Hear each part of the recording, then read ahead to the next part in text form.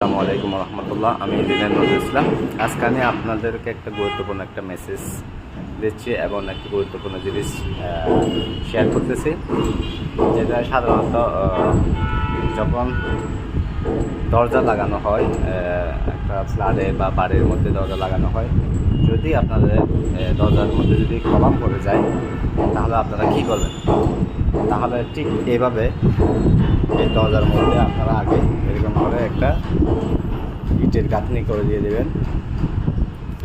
ইটের গাঁথনি করে দেবেন, তাহলে আপনারা আর কলমের খুদাইয়া আপনাদের দরজা লাগাতে হবে না। এটা করতে পারেন।